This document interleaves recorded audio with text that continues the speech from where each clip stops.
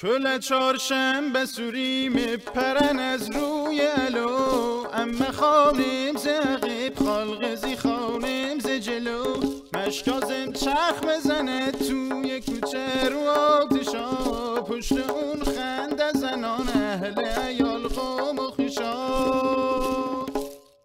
زردی روی من ز تو سرخی تو بود ز من، زردی روی من ز تو سرخی تو بود ز من. به به به به، دستت هم درد نکنه. پولت بعدم میارم بدم. خداحافظ. هر سال همینه میگی. خداحافظ.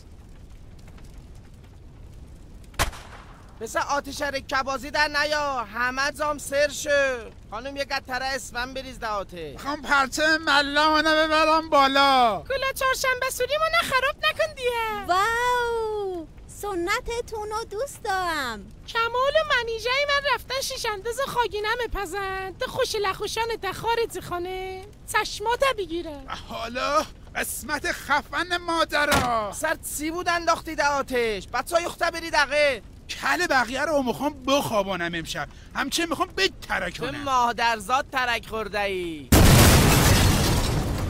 ای وای، فکر کنم همه جا کار افتاد.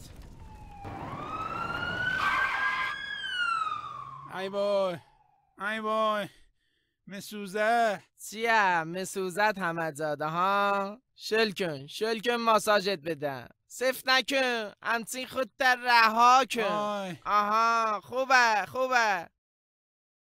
پسر نذاشتی به قاشق زنیمان برسیم آنا. عروسم شک شده از حرف نمیتاند بزند. لال نشد خوب است. اگه کمالم بفهمه خودت آتش بزنه. و حالا ضربه انتحاری امشب میخوام خود خالی کنم. او مای گاد. ای وی ماریام زبانش باز شد. کازم یه کاری بکنیم به ترکت مردیم آنا. این اون زیر کجات نگه داشته بودی؟ الان است که به ترکدا. بیایید سنت ها ما نیخته بهتر بشناسیمان. کل چهارشنبه تانم مبارک.